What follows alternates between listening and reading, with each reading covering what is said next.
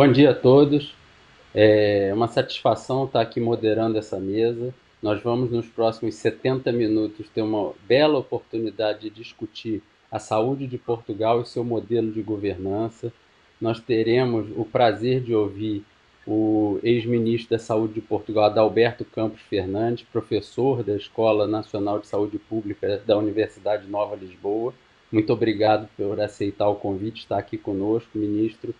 E nós vamos ter como debatedores, após a fala do ministro Adalberto, nós temos a honra de ter o ex-ministro José Gomes Temporão aqui conosco para fazer o debate, junto com a secretária de Estado de Ciência, Tecnologia e Desenvolvimento Econômico, eu acho que é o contrário, Desenvolvimento Econômico e Ciência e Tecnologia, secretária Patrícia Ellen, que também estará conosco aqui nesse momento de debate logo a seguir da palestra do ex-ministro Adalberto Campos Fernandes. Então, agradecendo também ao ex-ministro Temporão, à secretária Patrícia Ellen, o tempo e a disponibilidade de estarem aqui conosco, eu então passo a palavra para o ex-ministro da Saúde de Portugal, professor Adalberto Campos Fernandes. Por favor, professor, a palavra está com o Muito senhor. obrigado, muito bom dia. Eu penso que no Brasil, a esta hora, ainda é bom dia. Em Lisboa, na Europa, já estamos na parte da tarde. Eu gostaria muito de agradecer o convite que me foi dirigido pelo Dr. José Vilar e, naturalmente, que saudar a senhora Secretária de Estado, Patrícia Ellen, o meu amigo e ex-colega de função, José Gomes Temporão, e o nosso moderador, Leandro Reis Tavares. É um prazer estar convosco. Eu tenho uma pequena apresentação, vou cumprir rigorosamente o tempo que me foi concedido, mas pedi ao apoio da equipa técnica, se possível, para poderem projetar os slides que eu trouxe para partilhar algumas ideias sobre o sistema português com todos os assistentes.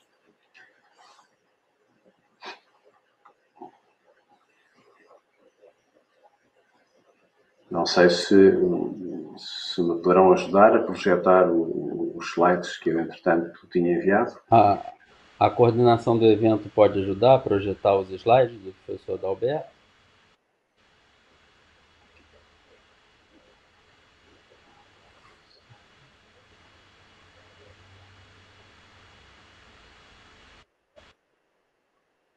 Muito bem, muito obrigado. Já tá colocando aqui. Muito bom. Obrigado. Eu vou depois pedir um favor à coordenação que possa passar os slides, dizendo a clássica expressão seguinte, por favor. Apenas para vos dar um enquadramento muito breve, de que no slide anterior eu tinha referido, no anterior ainda, por favor, se me pudesse mostrar o anterior.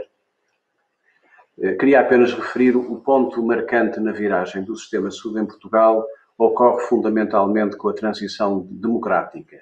Portugal passou a ser um Estado democrático em 1974, com uma Constituição Democrática da República de 76 e uma lei estruturante muito importante que nós em Portugal conhecemos por Lei Arnaud, uma vez que o seu criador foi o Ministro dos Assuntos Sociais, António Arnaud, que criou essa lei, criando o Serviço Nacional de Saúde. Por favor, o seguinte, por favor, muito obrigado.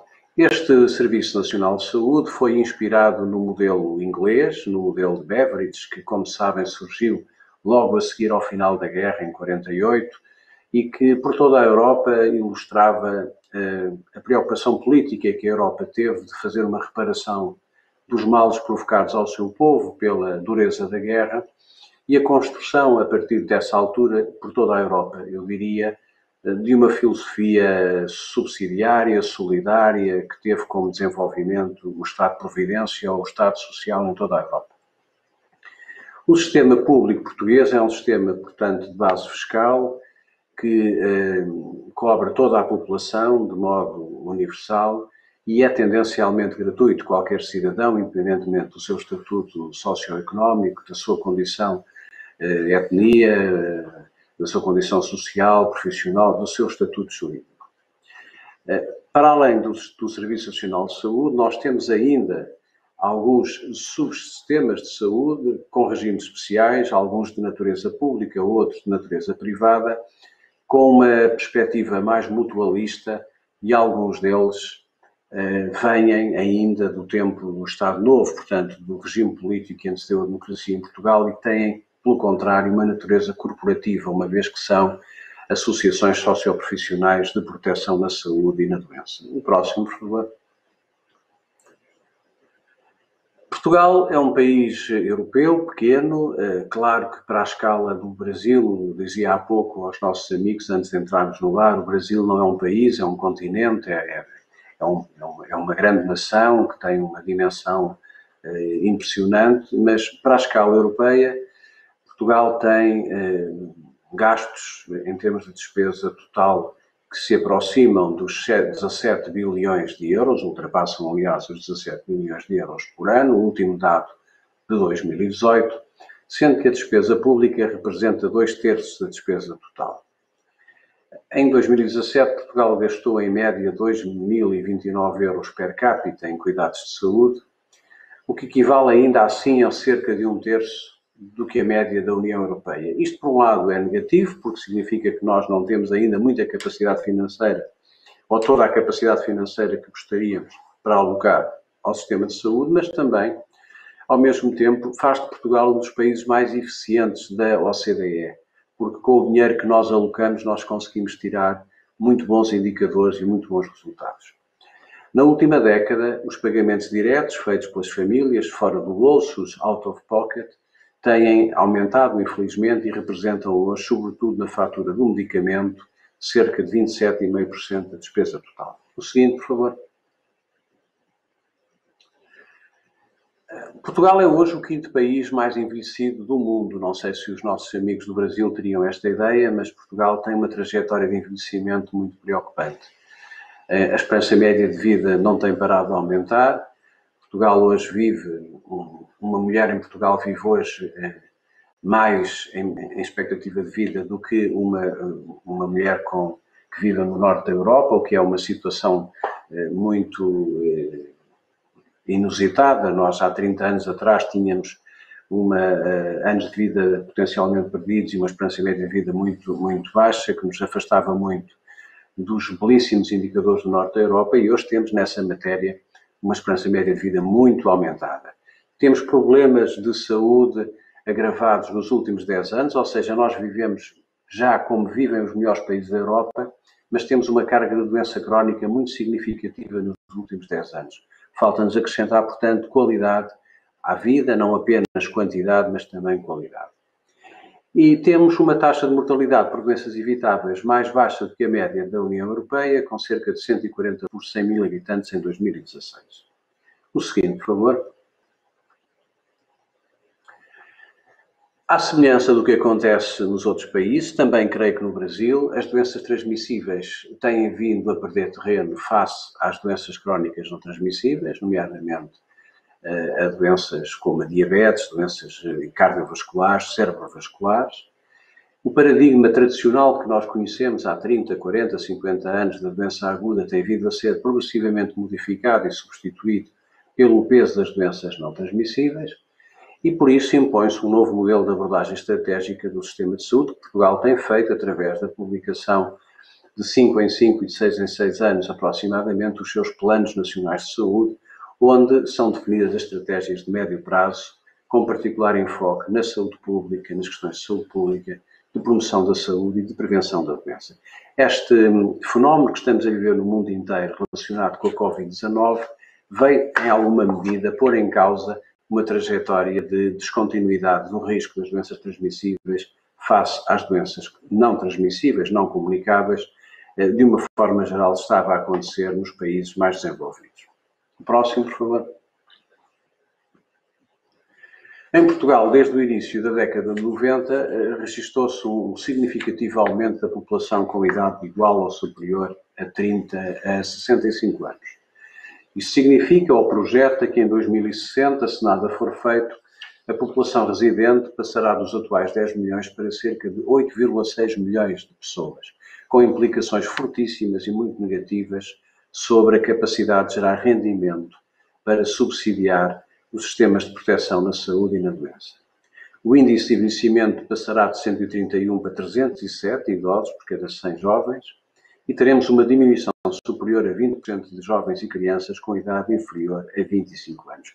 Esta é verdadeiramente a maior ameaça que Portugal enfrenta para as próximas décadas, que é a transição demográfica e, de facto, um envelhecimento muito acentuado e muito rápido da nossa população. O próximo, por favor. Portugal desenvolveu, ao longo destes últimos 40 anos de existência do seu Serviço Nacional de Saúde, uma rede estruturada e abrangente muito centrada nos cuidados de saúde primários. Em 2018, a cobertura de todos os cidadãos por médico de família ultrapassava os 94%.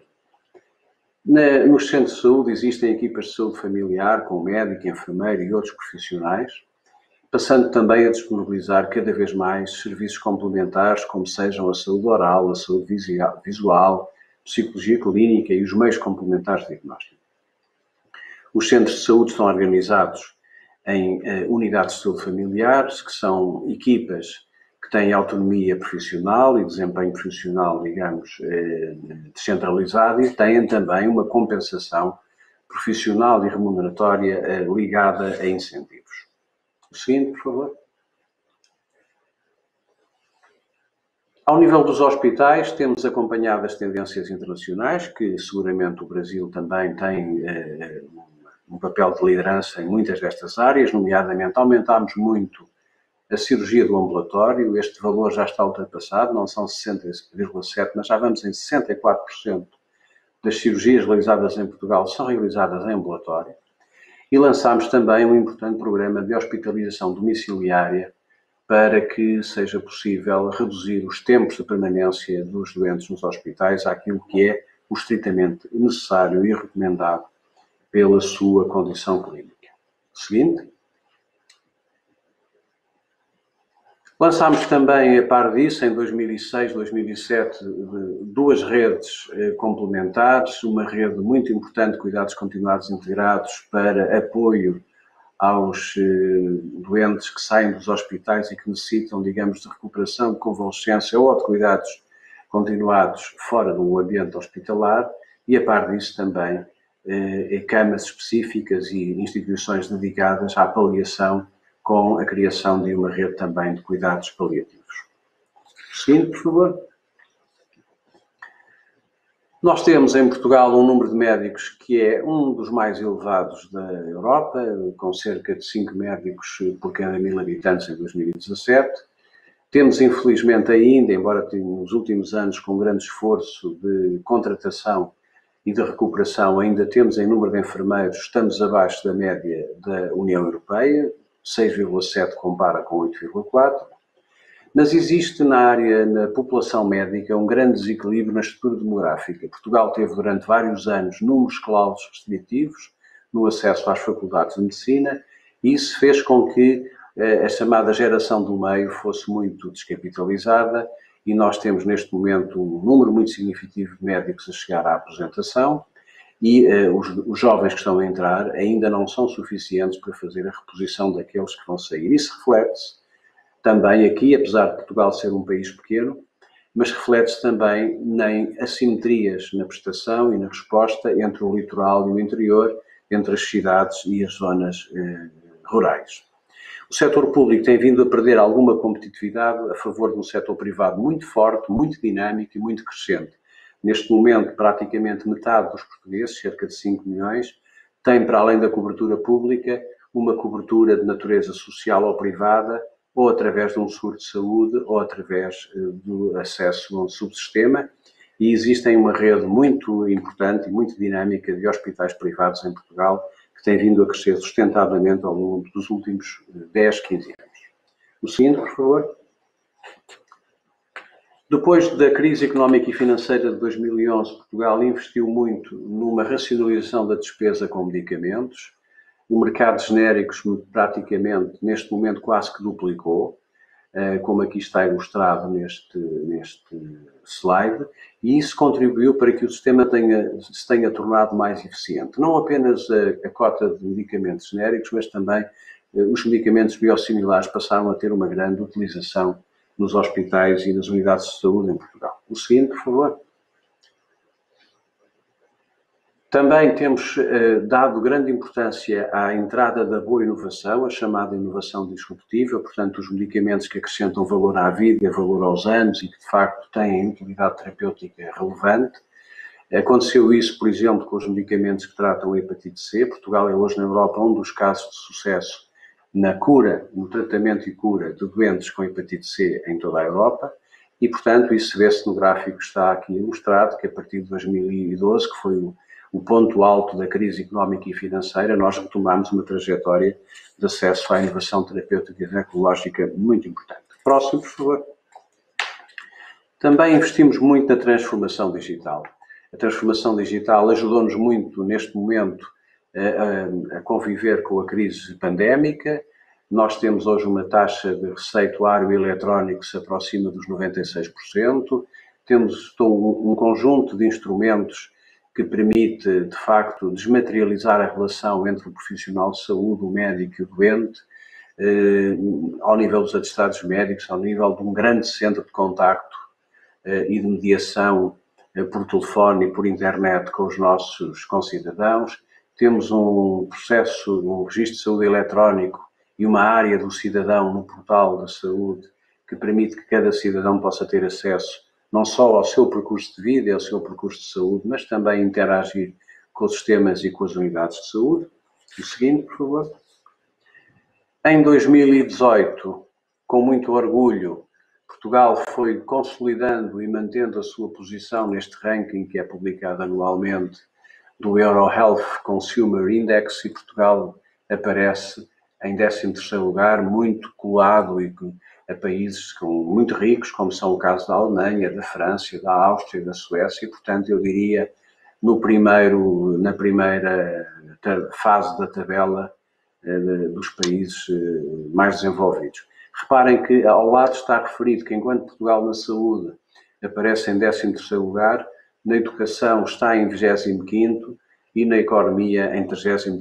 Portanto, o que significa que a saúde desempenha bem melhor do que os outros setores da atividade. Finalmente, eu tive o cuidado de ir um pouco mais depressa, porque gostaria muito que o tempo que nós tivéssemos para o debate fosse mais dilatado.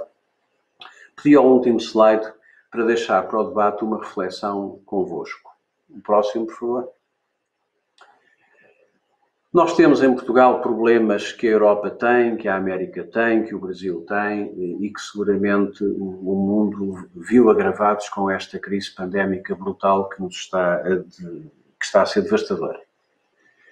Temos desafios enormes de natureza estratégica, temos que lidar com uma combinação entre os diferentes setores que é muito diferente hoje do que era há 30 anos atrás.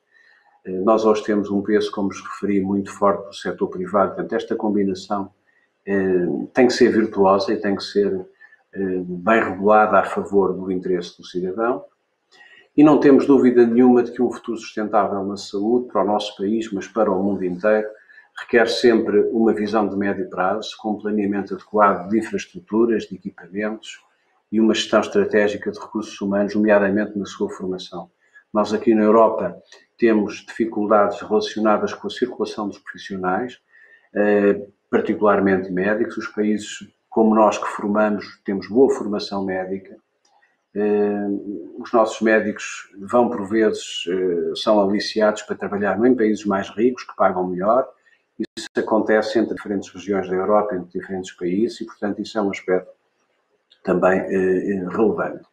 Ter em conta a transição demográfica que está a passar pelo mundo, o peso crescente da doença crónica, a importância da inovação terapêutica e tecnológica cada vez mais disruptiva, mas cada vez mais onerosa, mais cara, a necessidade de dar à saúde pública um novo papel.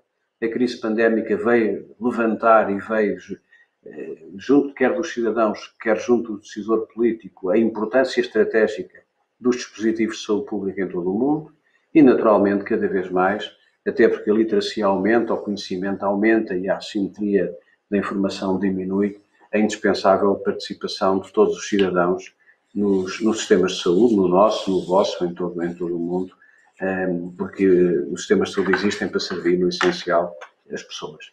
Muito obrigado pela vossa atenção. Fico agora à vossa disposição para podermos conversar e naturalmente, trocar ideias. Muito obrigado.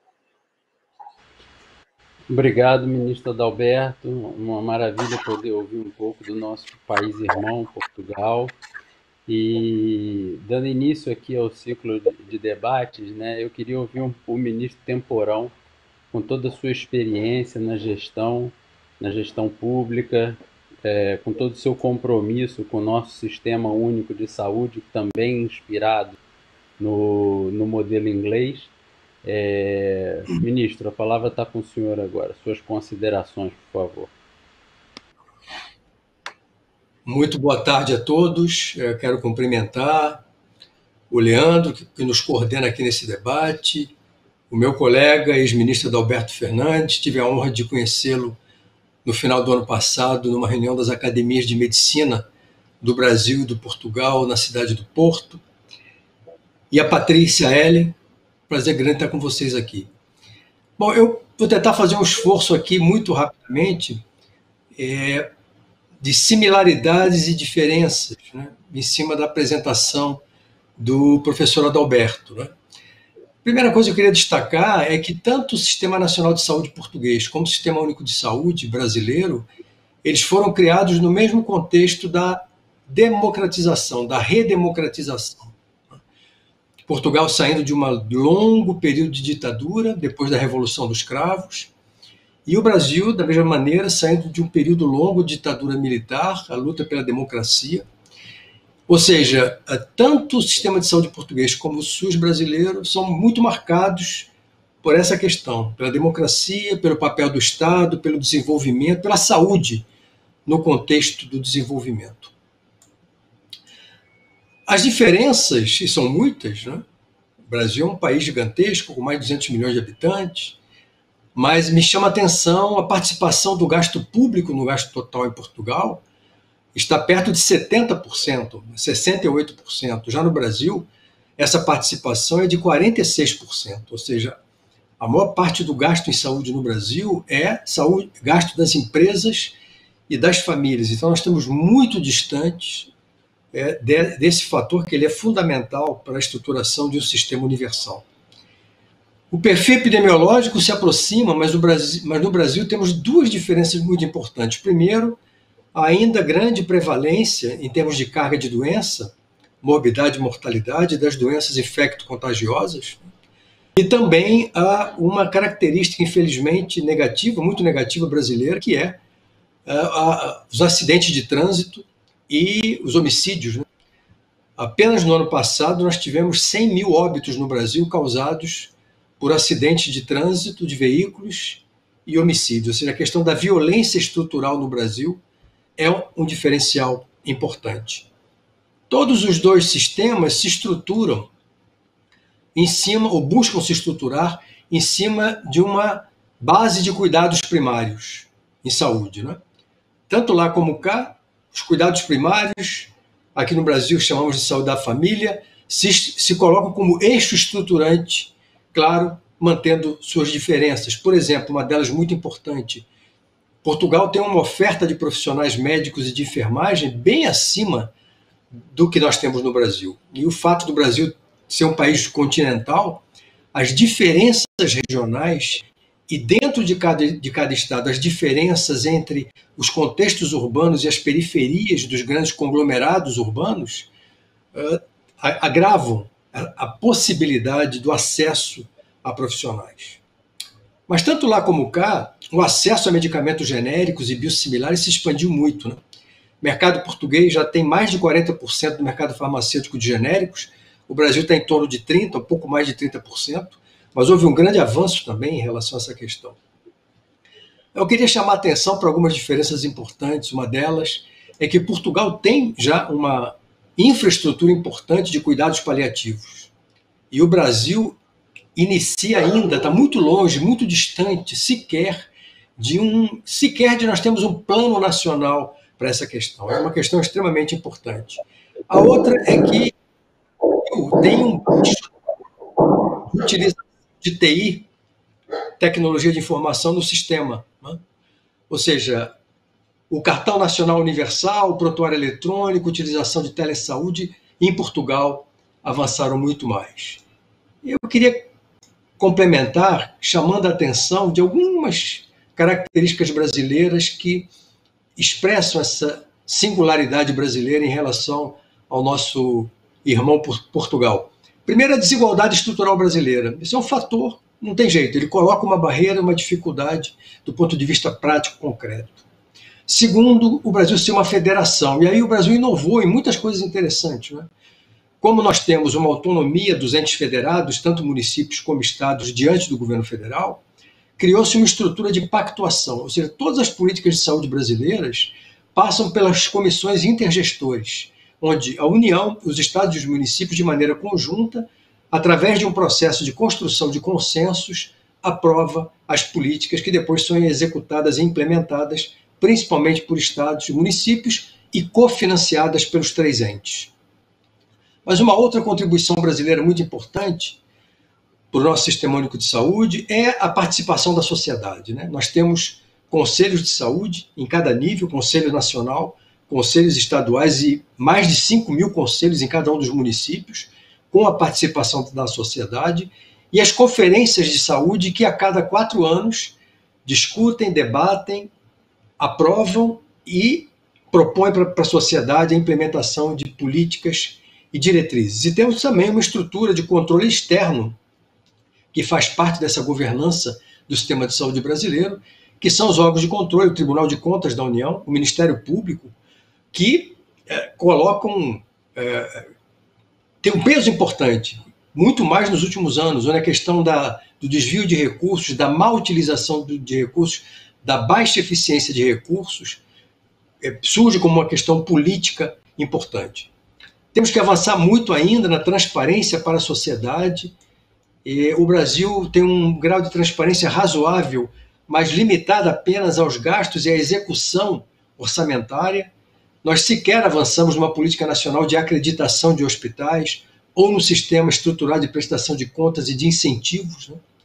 Encerraria esse meu comentário da nossa singularidade, que é uma marca brasileira, que é o incentivo que o Brasil vem dando a partir de 2008 ao fortalecimento da capacidade nacional, da capacidade brasileira de incorporação de tecnologias, de desenvolvimento de tecnologias, de redução da dependência externa brasileira, do que nós chamamos do complexo econômico industrial da saúde, e termino dando 2 exemplos, né? Vejam que o Brasil, ao contrário da maior parte dos países latino-americanos, que nos anos 80 e 90 fecharam as suas plantas públicas de produção de imunobiológicos e de vacinas, o Brasil fez o caminho inverso. O Brasil, ao longo das últimas 3 décadas, investiu fortemente na estruturação de uma capacidade pública de produção de vacinas e imunobiológicos. É o que permite que hoje o Brasil esteja na vanguarda. Nós estamos testando 2 das mais promissoras vacinas, que possivelmente estarão no mercado no início do próximo ano, e o Brasil hoje tem 2 das maiores plantas de produção de vacinas do mundo, o Instituto Butantan em São Paulo e a Fundação Oswaldo Cruz no Rio de Janeiro. Só para vocês terem uma ideia, o Brasil gasta por ano, no nosso programa de vacinações, 300 milhões de doses de vacinas e imunobiológicos. 95% dessas vacinas são produzidas no Brasil, em plantas no território brasileiro. Isso foi estruturado através de uma visão muito inteligente de parcerias entre laboratórios públicos e empresas multinacionais de transferência de tecnologia. Então, parabenizo o meu colega Adalberto pela brilhante exposição, e essas são as minhas contribuições para esse nosso debate. Muito obrigado. Muito obrigado, ministro Temporão, por suas considerações iniciais. Seguindo aqui com a nossa mesa, eu passo a palavra para a secretária Patrícia Ellen, para suas considerações iniciais aí sobre o nosso sistema de saúde e o sistema de saúde português. A senhora que está no manche aí, como gestora pública ativa nesse momento, conta para a gente, é fácil, né? Olha, em primeiro lugar, difícil falar depois aqui de 2 ministros, né? O ministro Adalberto, o ministro Temporão, com tanto conhecimento, né, tanto de experiência prática de gestão, também com uma aula de história, né, dos 2 sistemas aqui, tanto o português quanto o brasileiro. Minha experiência é uma experiência, antes de vir para o governo, eu estava tocando uma empresa de tecnologia em saúde, do Grupo United, que é hoje a maior empresa, o maior grupo de saúde do mundo, e é a maior empresa de tecnologia também em saúde do mundo, a Optum. Meu olhar vem muito dessa área, pelo ângulo da experiência prática em saúde, e agora no governo, com a condução da Secretaria de Desenvolvimento Econômico, Ciência e Tecnologia, concordo também, Leandro, que a ciência e a tecnologia, eu diria que tem sido a nossa maior prioridade, né? Não somente o respeito à ciência, mas através do respeito à ciência é a melhor forma de nós também respeitarmos as vidas da população. E essa pandemia, hoje eu estou também integrando o gabinete de enfrentamento ao Covid-19, então nós temos aqui um núcleo dentro do governo do estado de São Paulo, também com o secretário Jean, da Saúde, a Secretaria de Governo, o vice-governador e o governador pessoalmente participando, mas é um núcleo intersetorial e intersecretariado. Eu acho que a primeira coisa que a pandemia nos ensinou é a importância da integração da saúde com o restante do governo, a integração dos dados e também a integração entre o público e privado. Eu vou comentar alguns pontos que foram trazidos, tanto pelo ministro Adalberto como pelo ministro Temporão, enfatizando com alguns dados o paralelo aqui com a realidade brasileira, e vou focar minha reflexão com base aqui nos aspectos de tecnologia, de desigualdades e também dos legados importantes da pandemia que nós estamos vivendo. Com relação ao panorama e semelhanças, essa questão do envelhecimento da população é muito parecido. O Brasil é um dos poucos países subdesenvolvidos que tem tido uma mudança muito acelerada de expectativa de vida. Nós tivemos um envelhecimento da população que foi uma conquista, sem dúvida. Em 6 anos nós tivemos um aumento de mais de 26% da população acima de 60 anos, e hoje nós temos a estimativa que o novo censo vai ser conduzido, né? Mas nós temos pelo menos aqui mais de 30 milhões de idosos no país. Com isso, como o ministro Temporão trouxe, nós temos esse desafio que num livro que eu publiquei, vai fazer 1 ano exatamente, eu publiquei um livro com o Dr. Cláudio Lotenberg e o Dr. Sidney Klagen sobre a revolução digital na saúde, e nós tratamos exatamente essa questão, que esse envelhecimento do Brasil antes do alcance da prosperidade e antes da solução das questões de desigualdades, nos trouxe para o sistema de saúde exatamente o que o ministro descreveu, que nós chamamos de tripla carga. Nós temos hoje doenças crônicas crescendo aceleradamente, que já são a principal causa de mortalidade no país, mas nós temos um avanço, mantemos a presença forte de doenças infecto-contagiosas que voltaram a crescer nos últimos anos, né? Mesmo antes do Covid, malária, febre amarela, zika, chikungunya, a gente teve aqui várias epidemias que nos assolaram nos últimos anos, e a questão das causas externas de doenças, a implicação prática disso é que são 3 sistemas em um.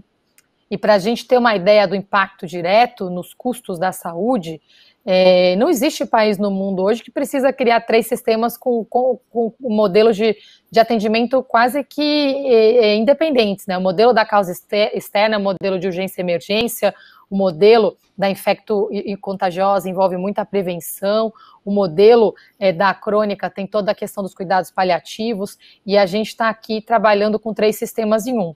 Além do SUS ser uma grande conquista, também é o único sistema que é integrado e universal. Né, esse é um outro tema que avançou muito o debate na Europa e no Canadá, que é a Austrália. A população debate abertamente o modelo de cobertura.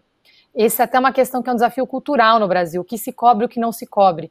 Se você entra na página do sistema português ou da NHS, no sistema britânico, é muito fácil para o cidadão ter acesso à informação do que é coberto e o que não é coberto pelo sistema.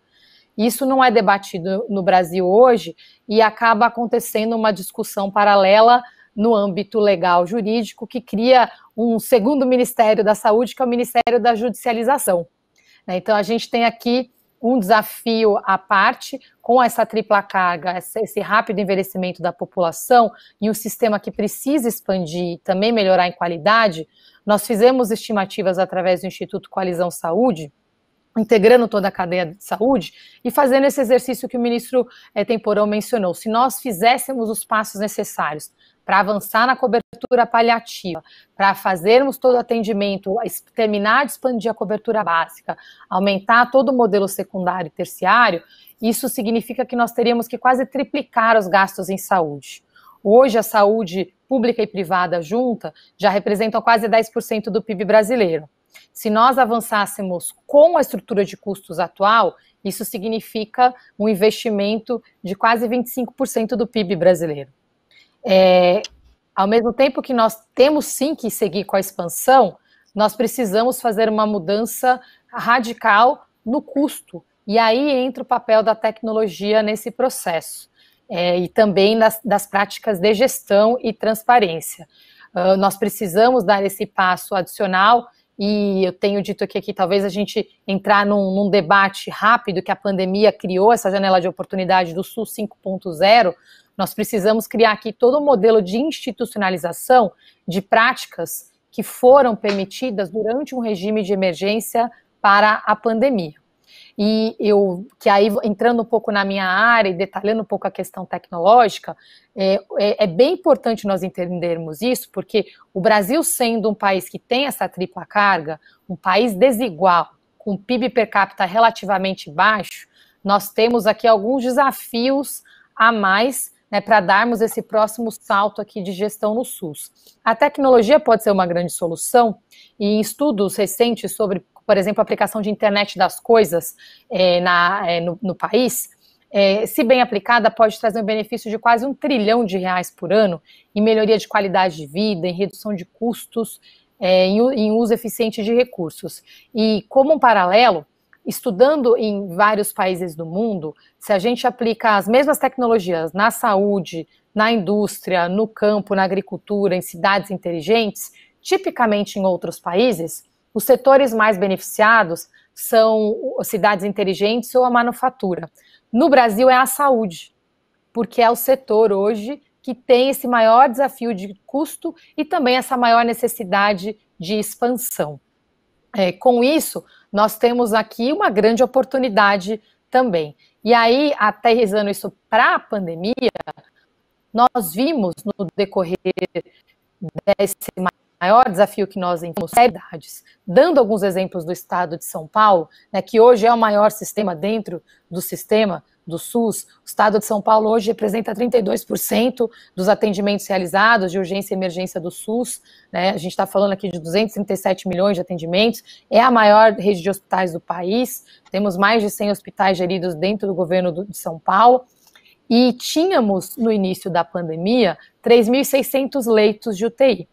Com a pandemia, nós conseguimos mais que dobrar esse número para 8.200 leitos públicos, geridos diretamente ou através de organizações sociais ou parcerias com o setor privado.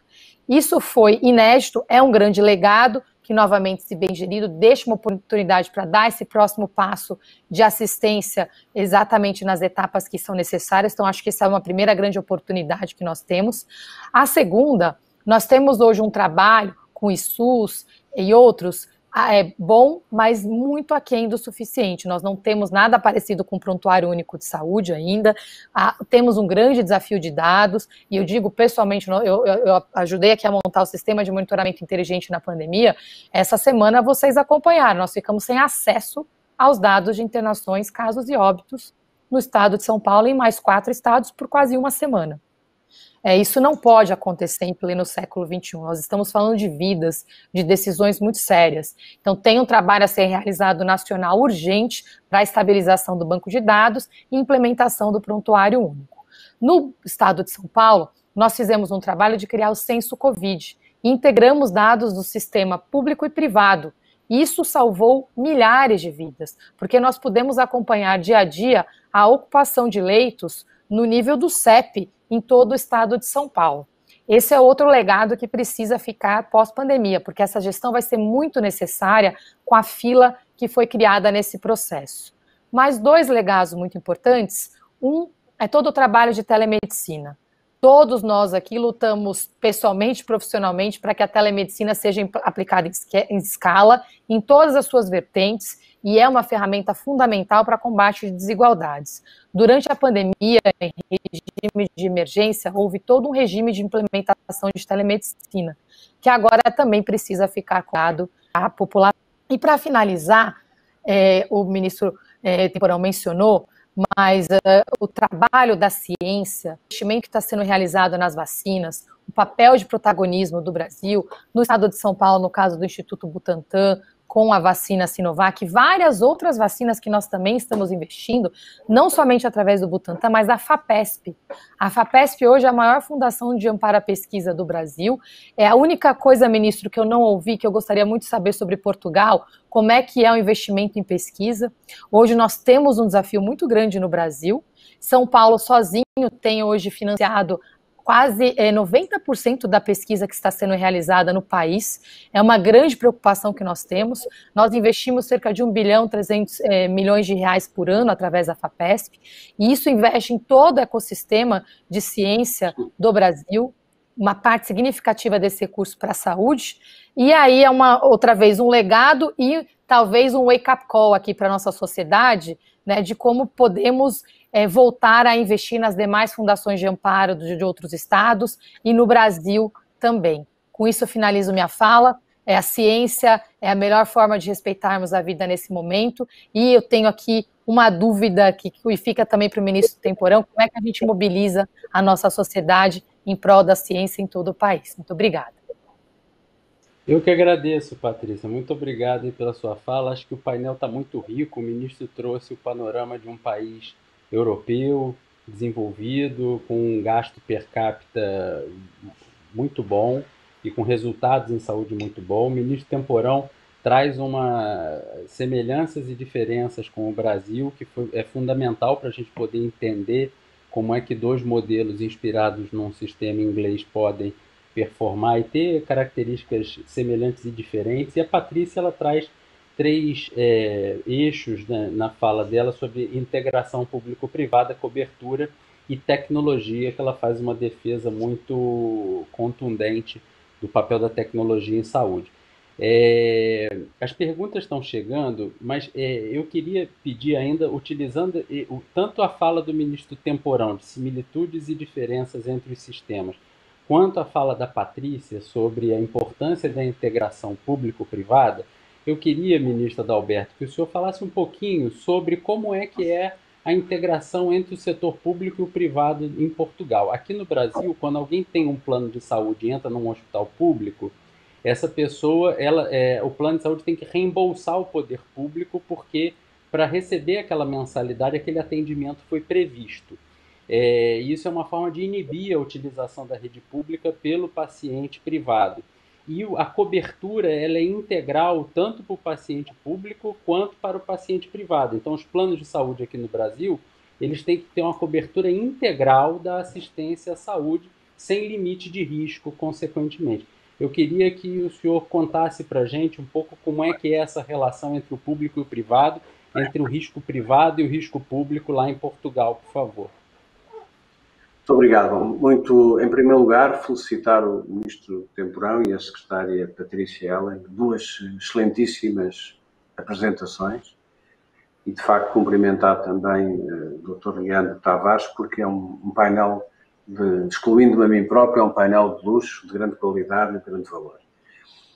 Eu estava a ouvir a secretária Patrícia Ellen, ela estava a dizer tudo aquilo que um país no mundo civilizado deve fazer no plano operacional e até no plano estratégico. Falta só resolver a questão política. E a questão política global é aquilo que a Organização Mundial de Saúde tem dito e tem vindo a dizer nos últimos 15 anos. Cobertura geral e acesso universal. Não está em causa se os sistemas são públicos, privados, sociais, mistos, duais, como são em Portugal, como são no Brasil. A questão política é o que é que os países querem fazer ou como é que olham a saúde. A saúde é um poderoso indutor do desenvolvimento económico e social. A saúde contribui para a melhoria da qualidade de vida, para o rendimento, para a produtividade e para a economia dos países. À volta da saúde organizam-se indústrias e centros e núcleos de investigação que acrescentam um valor enorme ao conhecimento e também ao desenvolvimento humano. E o Brasil é disso exemplo. Aliás, falámos a propósito dos centros de inovação das vacinas, das grandes plataformas que o Brasil tem de desenvolvimento tecnológico. Foram decisões tomadas há uns anos cujo rendimento aparece agora. Portanto, eu creio que nós todos estamos de acordo que o mundo todo deve olhar para a humanidade com esta perspectiva de que ninguém pode deixar de ter o cuidado certo, no momento certo, com a qualidade adequada. Como nós nos organizamos em termos de fundos, em termos de captação de recursos, é outra conversa. Há países que podem preferir modelos mais centrados, digamos, numa componente privada e mais regulada pelo Estado. Outros querem uma componente mais pública, outros querem uma componente dual. E, finalmente, a terceira derivada, eu diria que é aquilo que a nossa secretária Patrícia Ellen disse. Independentemente da decisão, que deve ser esta cobertura geral e universal, se é privado ou público, a financiamento ou a prestação, vamos discutir, qualquer modelo tem que ser aquilo que ela descreveu muito bem, tem que ser eficiente, tem que tirar dos recursos a melhor vantagem. E no dia de hoje, nós temos, de facto, um instrumento brutal que é a inovação tecnológica, a internet das coisas, a inteligência artificial, a telesaúde. Tudo isso vai abrir janelas para o futuro que vamos queimar etapas. Vamos conseguir chegar mais depressa às pessoas. Para responder à pergunta do nosso moderador, nós em Portugal existe uma separação neste sentido. Quem tem um seguro de saúde utiliza a rede privada, não tem que pagar nada ao Estado. É uma relação privada, quer dizer, eu compro um seguro de saúde, vou aos hospitais privados e a minha relação é com o prestador privado. Mas tem sempre, qualquer dos 10 milhões de portugueses, tem sempre a cobertura pública garantida. No limite, eu posso utilizar um hospital público, porque eu pago impostos e, portanto, esse benefício é-me devido, do ponto de vista geral e universal, mas posso ter à parte disso, ter um seguro privado e ir fazer satisfazer algumas das minhas necessidades de saúde a um hospital privado com financiamento garantido pelo seguro. Mas, portanto, não há troca de dinheiro, não há troca de financiamento entre público e privado. Todos os portugueses têm o grande seguro público, que é o SNS, e podem lá ir sempre que necessitarem, pagando apenas pequenas taxas moderadoras ou até não pagando se tiverem um rendimento baixo. E quem tem um seguro de saúde, pois utiliza o seguro de saúde no seu ambiente privado, com os hospitais privados, e não existe, digamos, cruzamento de financiamento entre o público e o privado. Creio que era essa a sua pergunta. Perfeitamente, ministro. Era esse o ponto aí para fazer uma pergunta. Ministro Temporão, já teve 2 falas aí desde que o senhor falou e eu quero utilizar o seu conhecimento, a sua experiência aí sobre o que foi dito, mas também eu queria endereçar ao senhor um ponto. Tanto a secretária quanto o ministro Adalberto endereçaram com muita clareza o perfil de cobertura dos países e uma clareza do que é coberto nos países. No Brasil, a integralidade está posta como um cheque em branco, é tudo que a prática médica pode fazer. E o processo de incorporação tecnológica é fragmentado, ou seja, a Anvisa deixa entrar no país, a Conitec deixa entrar no rol do SUS e a ANS deixa entrar no rol dos planos de saúde. E a gente sabe que a cobertura e a forma de incorporação tecnológica é fundamental para um sistema ficar minimamente organizado. Eu queria também, com a sua experiência, que o senhor analisasse isso e as dificuldades que se encontraram historicamente para que isso fosse endereçado de uma forma mais fácil aqui no Brasil. Com prazer. Esse é um ponto central. Acho que a Patrícia colocou bem essa questão. Existem características históricas, né? O surgimento do SUS no contexto da volta à democracia, a ideia de um sistema generoso que atenda a todos e cubra a todas as necessidades, né?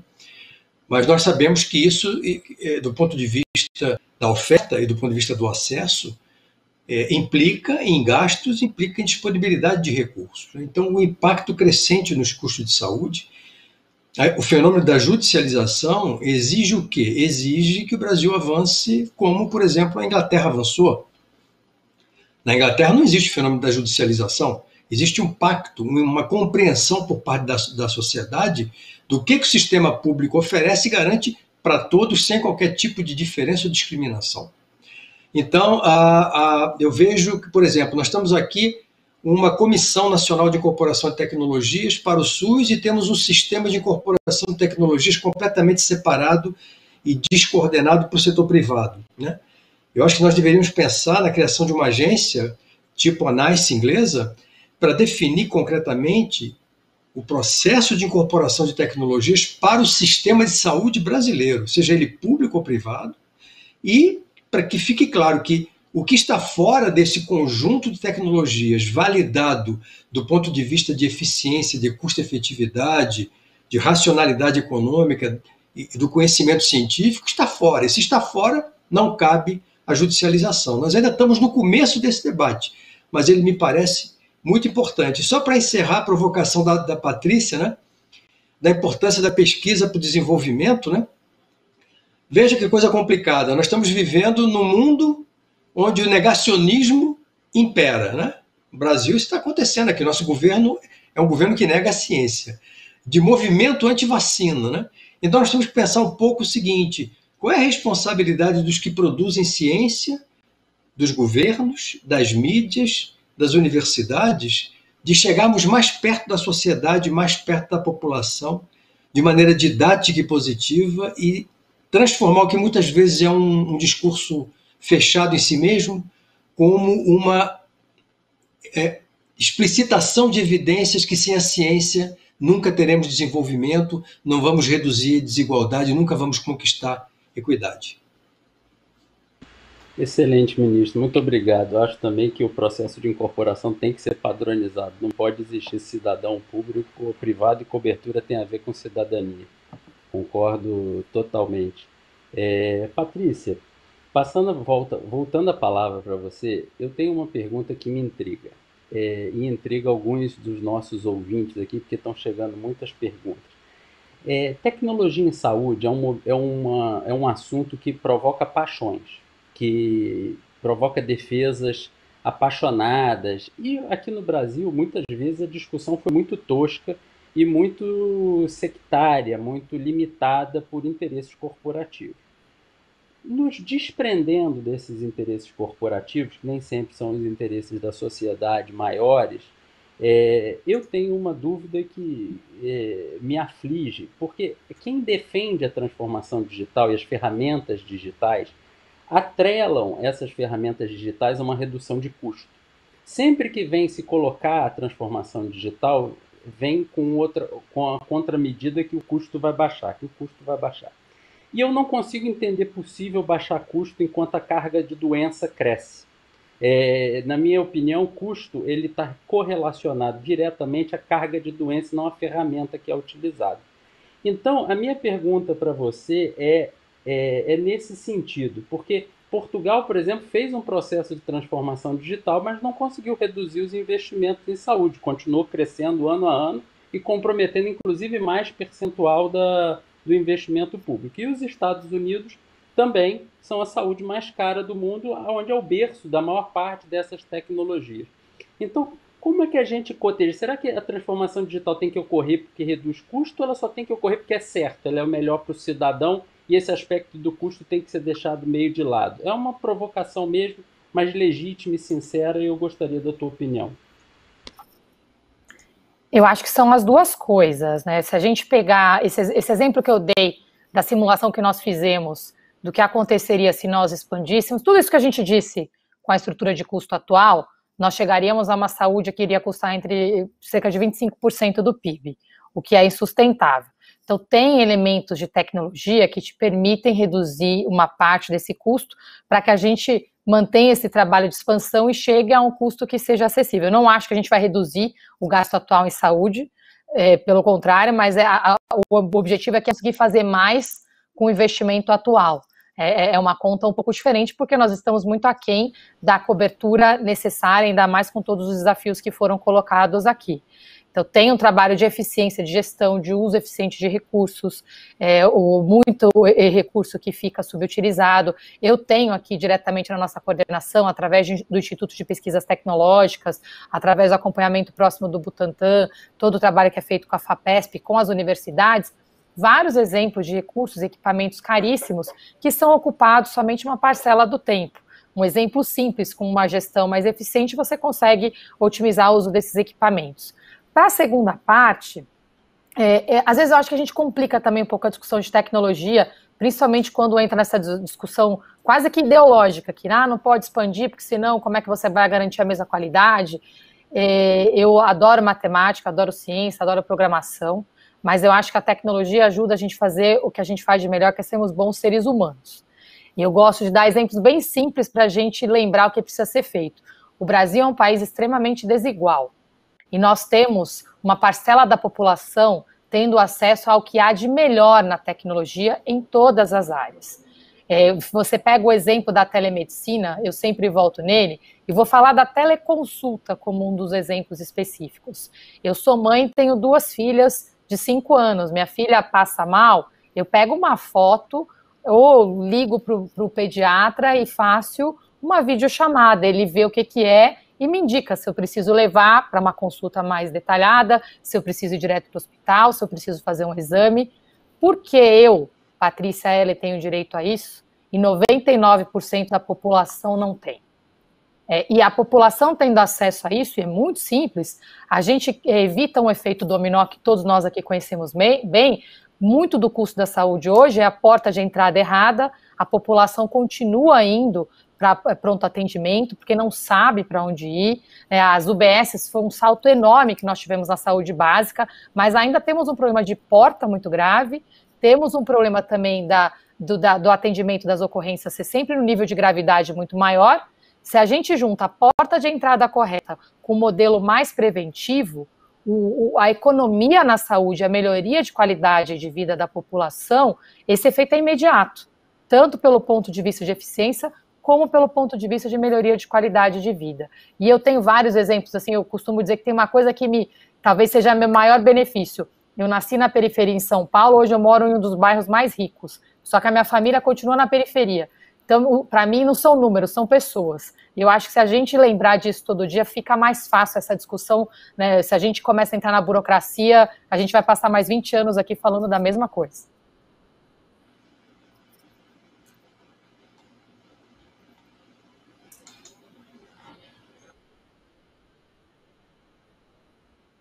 Desculpe. Ministro Adalberto, vamos voltar então à saúde portuguesa, que é a mãe da nossa mesa, e conta pra gente um pouco como é que a transformação digital ajudou lá em Portugal a ter uma disciplina de custos ou foi uma ampliação de acesso, que, na minha opinião, é o que acaba acontecendo de forma mais facilitada pela transformação digital. É democratização de acesso, ampliação de acesso a pessoas e formas que anteriormente não teriam acesso à assistência adequada. Conta pra gente como é que foi essa transformação digital para conseguir 96% de prontuário eletrônico em Portugal. Isso é maravilhoso do ponto de vista da gestão de saúde. Compartilha com a gente um pouco. Muito obrigado. Muito obrigado. Eu acho que o nosso moderador Leandro Tavares e a secretária Patrícia disseram ambos coisas que se complementam e que estão 100% certas. O nosso moderador Leandro disse que a transformação digital significa não entrarmos numa expectativa errada de que os custos em saúde baixam a médio prazo. É mentira, nunca vão baixar. Porque o aumento da cobertura nos países que têm déficit de cobertura ou a melhoria da qualidade dos cuidados nos países que têm déficit de qualidade significa que nós vamos ter que alocar ano a ano mais porcentagem do produto para a saúde. Isto é um dado adquirido. Outra coisa é se alocamos em cima de uma base de eficiência e, portanto, cada dólar ou cada euro que alocamos à saúde rende em termos de resultado, é mais efetivo. E é isso que a secretária Patrícia Heller dizia. Nós temos que usar a transformação digital inteligentemente para expandir cuidados, fazendo mais cuidados de forma mais inteligente, menos burocrática, mais rápida. Mas, meus caros amigos, vacinar um povo inteiro custa mais do que vacinar 1/3 do povo. E, por outro lado, há questões que é a efetividade das medidas. Eu concordo com o que o Ministro Temporão disse, que a unificação de uma agência neutra, que não tem estados de alma e que não distingue pessoas, uma agência de avaliação de tecnologias é fundamental, porque nem toda a tecnologia é boa, há tecnologia que não é inovadora, que o que traz é desperdício, o que traz é redundância e repetição, e, portanto, essa ideia de que nós temos que ter acesso ao que melhor existe é fundamental, mas, atenção, a efetividade, a palavra-chave é effectiveness, a efetividade das coisas, quer dizer, uma vacina contra a poliomielite em África tem uma efetividade brutal. Quer dizer, nós temos a externalidade dos programas de vacinação, a externalidade económica é brutal. Com pouco dinheiro nós fazemos muitas coisas. Portanto, nós em Portugal temos investido muito na transformação digital para que sejamos mais eficientes, certo? Mas também para que aproveitemos tudo aquilo que a modernidade tecnológica permite fazer. Como dizia a secretária Patrícia, nós podemos, com o telefonema, resolver um problema de uma pessoa que de outra forma obrigaria a perder uma manhã de trabalho, a ter que se deslocar de carro, a ter que agendar uma consulta para um serviço. E, portanto, eu estou a ver o tempo a sinalizar que chegamos ao fim. Eu não sei se é a minha última intervenção, mas eu queria, como vocês dizem no Brasil, parabenizar. Porque, de facto, é extraordinário. Não me surpreendeu o Ministro Temporão, habituado à grande qualidade intelectual e científica que lhe reconhecemos há muitos anos. Mas a nossa secretária Patrícia Ela, cheia de vontade, é convidar para vir a Portugal fazer uma conferência, porque gostei imenso da sua preparação e da sua visão. Tem uma visão extraordinariamente... não é frequente, e nós falamos com muita gente, não é frequente ver pessoas com esse tipo de visão. E dizer ao nosso moderador que também foi um gosto enorme ter estado nesta conexão e que espero que a pandemia passe depressa, porque nós temos saudades do Brasil. Muito obrigado, ministro Adalberto. Agora, eu vou ser insubordinado, eu vou passar a palavra para o Temporão, 10 segundos, e para a Patriciele, para vocês poderem se despedir. Eu não me sinto confortável em fechar a mesa sem vocês se despedirem da plateia. Por favor, Temporão. Tá no mudo, Temporão. Desculpem, foi um grande prazer reencontrar o meu querido amigo Adalberto, conhecer a Patrícia, aprendi muito, comentários muito interessantes, o Leandro coordenando com muita maestria, fazendo perguntas que nos estimularam, e deixo um grande abraço a todos. E sim, eu também estou precisando, viu, Adalberto, voltar a Portugal com urgência, nasci lá, minha segunda pátria. Estou louco para esse pesadelo acabar e poder revê-lo. Um abraço a todos que nos assistiram. Muito obrigado, ministro Temporão. Secretária Patrícia, por favor. Bom, tive uma aula aqui, só agradecer e pedir para a gente continuar firmes nessa jornada aí, juntos contra o coronavírus, também atentos ao legado positivo que pode ser gerado, firmes em prol da ciência, em prol da verdade, em prol das vidas. As pessoas estão precisando de esperança, então vamos continuar firmes nessa jornada. Muito obrigado. Bom, obrigado a todos. Eu vou encerrar a mesa. Obrigado por vocês lutarem a boa luta em busca de uma sociedade melhor. Um bom dia a todos. Tchau, tchau.